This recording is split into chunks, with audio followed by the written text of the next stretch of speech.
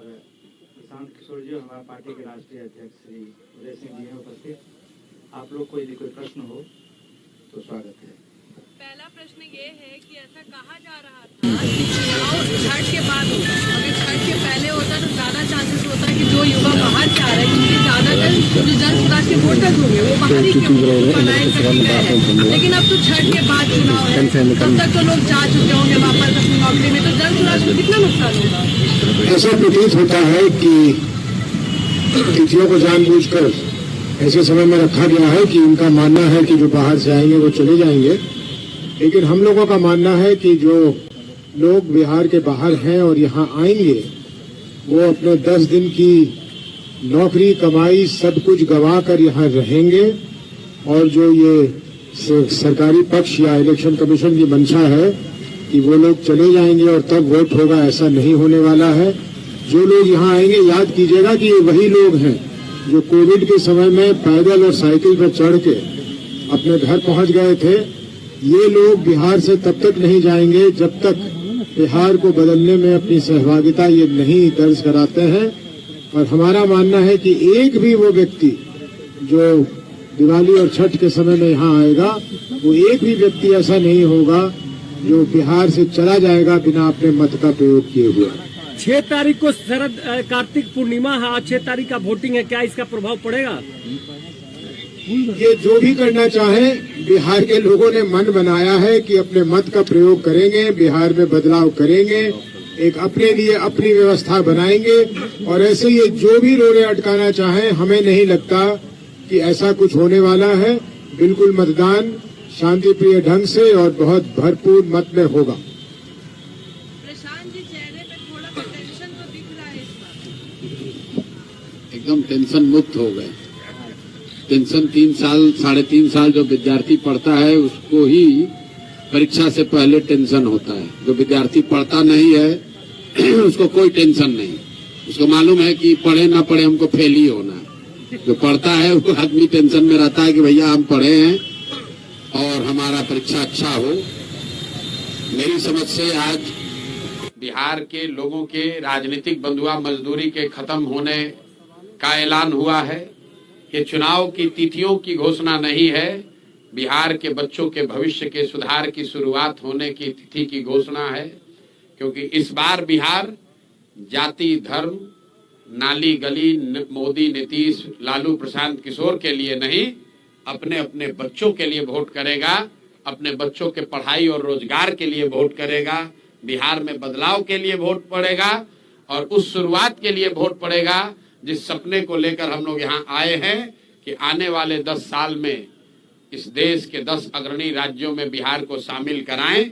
एक ऐसा भी दिन आए जब यूपी पंजाब हरियाणा गुजरात महाराष्ट्र से लोग बिहार में नौकरी मजदूरी करने आए, वैसी व्यवस्था बनाने के लिए वोट पड़ेगा। कोई कितना भी प्रयास कर ले, ये परिवर्तित होने वाला नहीं है।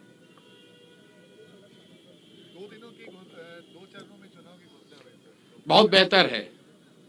पहले जो बिहार में 4 चरण 5 चरण में जो चुनाव 2015 में हुआ था, पिछले बार चुनाव 3 चरणों में हुआ था, तो ये कहीं ना कहीं लोगों का मानना है ये कई चरण के जो चुनाव होते थे कि उस समय मोदी जी का जलवा होता था और भाजपा के लोग कई चरणों में चुनाव इसलिए कराते थे ताकि ज्यादा से ज्यादा मोदी जी आए और प्रचार करें। ये ऐसी सोच रही है उनकी। मैं भी उस दल के साथ काम मैंने किया है और हम लोग जानते हैं, इसीलिए ऐसे 8-8, 9-9 चरण में चुनाव कराए जाते थे कि ज्यादा से ज्यादा मोदी जी की सभाएं हो सके। अब कहीं ना कहीं भाजपा ने भी मान लिया है कि भैया मोदी जी कितना भी सभा कर ले उससे परिणाम बदलने वाला नहीं है, इससे अच्छा है भैया 2 ही चरण में कराकर खत्म करो। बिहार की जनता ने बदलाव का मन बना लिया है। ना नीतीश जी प्रचार कर सकते हैं, ना मोदी जी के आने से कुछ होने वाला है। बिहार में जिसको प्रचार करना था लोगों ने 2 साल 3 साल कर लिया, सुन लिया। अब अंतिम 1 महीने का प्रचार प्रसार का समय है। लोग एक बार उम्मीदवारों को देखेंगे और सही लोगों का चुनाव करेंगे। जनसुराज ही एकमात्र ऐसा दल है जो कह रहा है कैमरे पर कि मेरे भाई एक बार संकल्प लो, अपने बच्चों के लिए वोट दो, सही लोगों को जिता कर लाओ।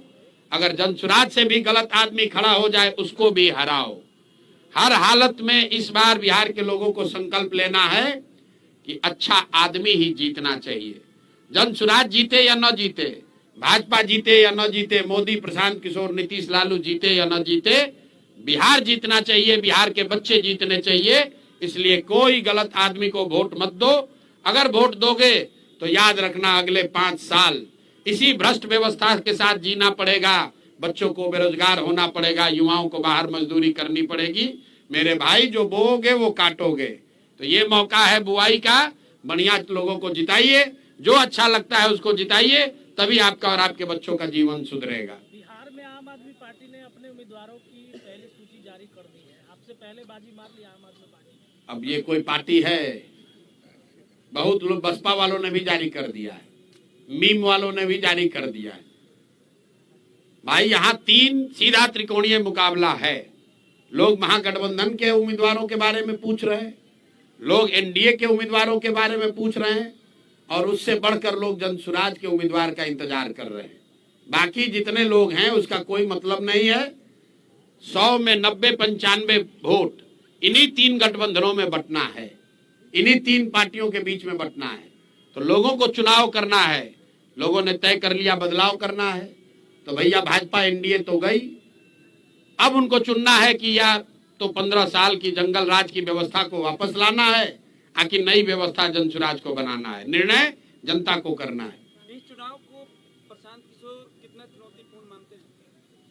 प्रशांत किशोर सारे चुनाव को चुनौतीपूर्ण मानते हैं।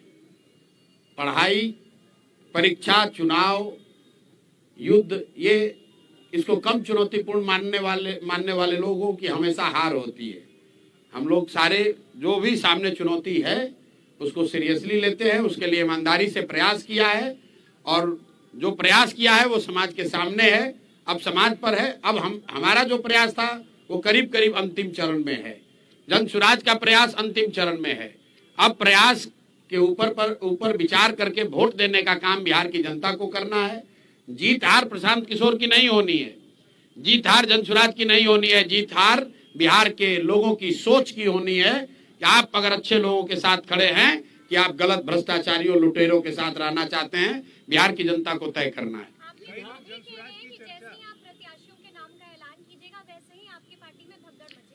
भाई, ऐसा है, विरोधी पिछले 3 साल से कुछ न कुछ कहे ही जा रहे हैं। अरे देखिए कितना दिन पैदल चलेंगे, पैदल चलेंगे तो इनके साथ कोई नहीं आएगा। लोग आने लगा तो कहा अच्छा अभी आ रहा है, दल नहीं बनेगा। दल बन गया तो कहा अब बिखरने वाला है। जब दल में भीड़ आ गया तो कह रहा है भीड़ आ रहा है लेकिन वोट नहीं करेगा। जब भीड़ आ गई तो उसके बाद फिर कहने लगा कि अरे भैया इनको प्रत्याशी नहीं मिलेगा। जब उनकी आशा अपेक्षा से ज्यादा प्रत्याशियों की भीड़ लग गई तो कहता इतना ज्यादा प्रत्याशी है कि अब विस्फोट हो जाएगा।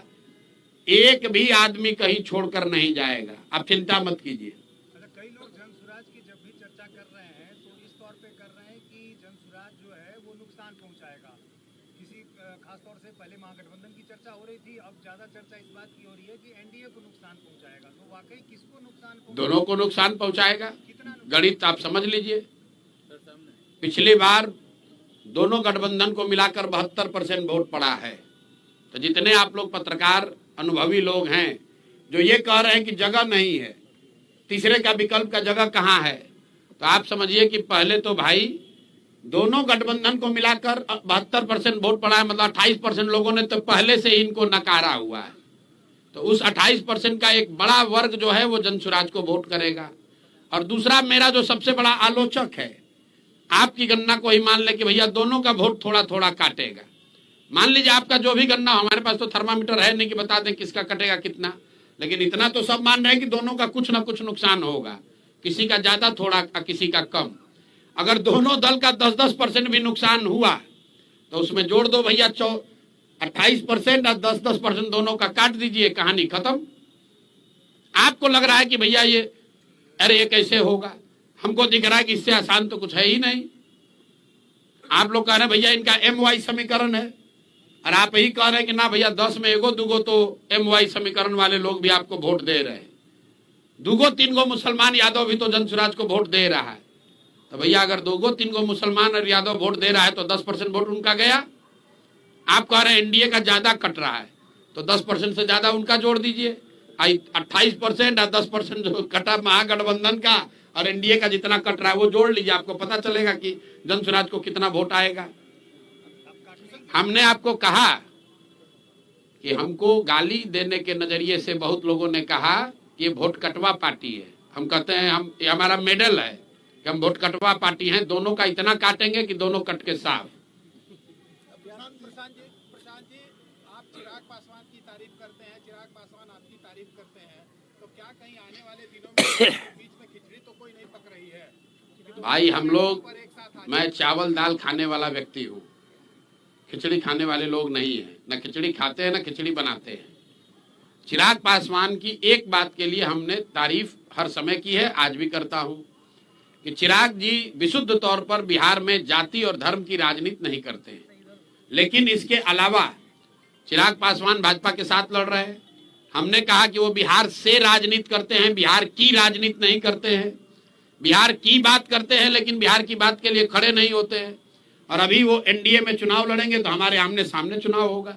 उनको 20 सीट मिलेगा कि 25 हम ये जानते नहीं है, लेकिन जितना भी मिलेगा उसमें तो सीधे उनसे और हम लोगों के प्रत्याशियों से मुकाबला होगा। तो समझौते की सवाल कहाँ है?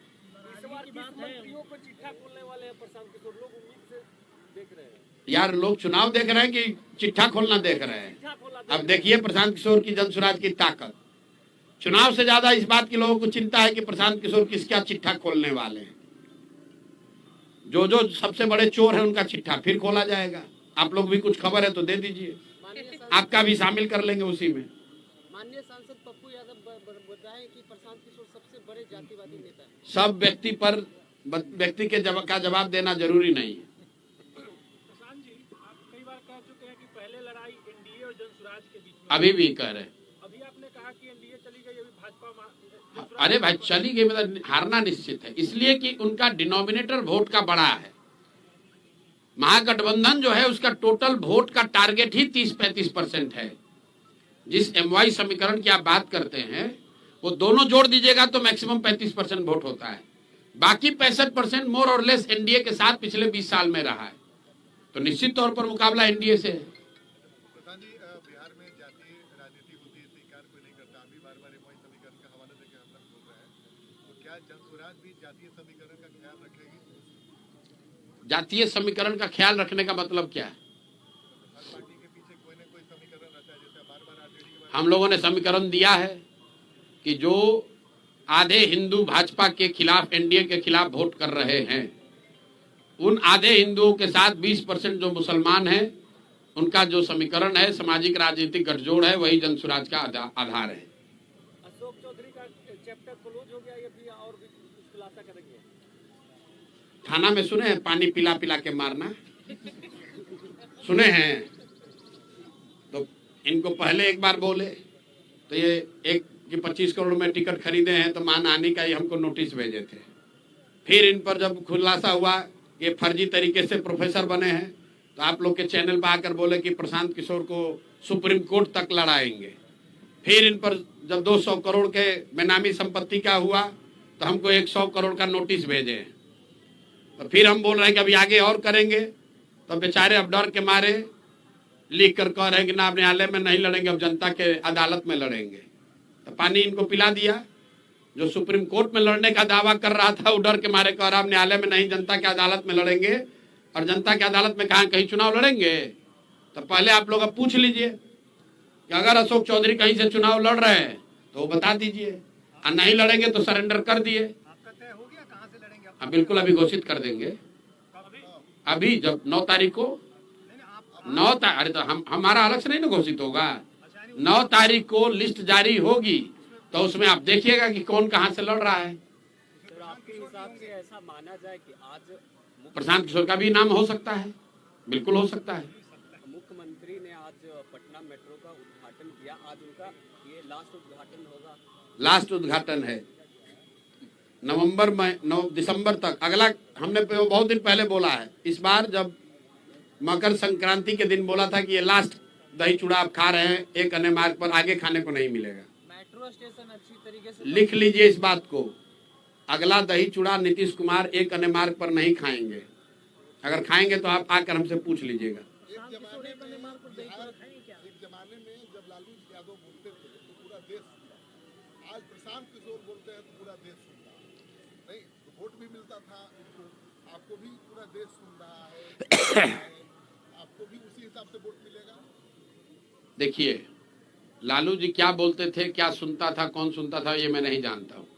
मैं ये जान रहा हूँ कि जो जनसुराज कह रहा है, जो प्रशांत किशोर कह रहे हैं, वो लोग इसलिए सुन रहे हैं कि लोगों की जिंदगी से जुड़ी हुई बात हम लोग कह रहे हैं।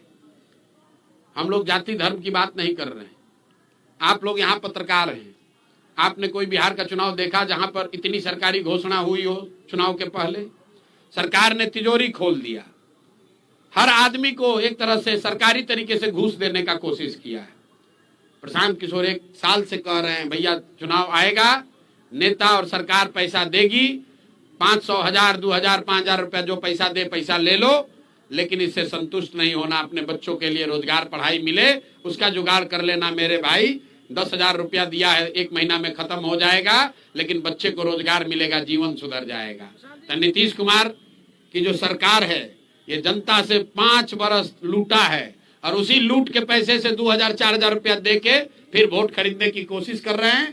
कहीं कोई माहौल नहीं है। लाखों करोड़ रुपया सरकार ने बांट दिया, फिर इतना होने के बाद तो हर जगह नीतीश होना चाहिए था। कोई कहीं चर्चा नहीं है, सिर्फ और सिर्फ एक ही बात अभी लेकर बैठे हुए हैं कि जातीय समीकरण है, लालू जी के डर से हमको वोट पड़ जाएगा। इसके अलावा कहने के लिए कुछ नहीं है उनके पास। प्रचार भी नहीं करने को तैयार है। 2 चरण में चुनाव हो रहा है। यही भाजपा वाले 2015 में 5 चरण का चुनाव कराए थे, 1.5 महीना चुनाव चला था। अब इतना भी विश्वास नहीं है कि मोदी जी के आने से वोट बदलेगा, तो कहता है चलो भाई जल्दी करा के निपटाओ। प्रशांत जी, माना जाए 2026 में प्रशांत किशोर एक अन्य मार्ग पर दही चूड़ा खाएंगे, उसका आयोजन करेंगे? प्रशांत किशोर खाएं या ना खाएं, नया मुख्यमंत्री दही चूड़ा खाएंगे। बिहार में जनसुराज का मुख्यमंत्री एक अन्य मार्ग पर बैठ के दही चूड़ा खाएगा और आपको भी निमंत्रित किया जाएगा, क्योंकि वो नीतीश कुमार का काल नहीं होगा कि मुख्यमंत्री आवास जो है वो सिर्फ उनके और उनके भूंजा पार्टी के लिए नहीं है, वो जनता के लिए है। सब आपको भी आमंत्रित करेंगे, आप भी आके खाइएगा। अब ये किसने बताया? अभी तो आप लोग कहे कि हम लोग को वोटें नहीं मिल रहा है, अभी आप मुख्यमंत्री का चेहरा पर आ गए। अरे भैया तस्वीर साफ अगर अभी बता दे कौन कौन चुनाव लड़ रहा है तो 9 तारीख के प्रेस कॉन्फ्रेंस का क्या मजा रह जाएगा। तब 9 तारीख को देखिएगा कि कौन कौन लोग लड़ रहे हैं। प्रशांत किशोर के अलावा कई ऐसे लोग लड़ेंगे।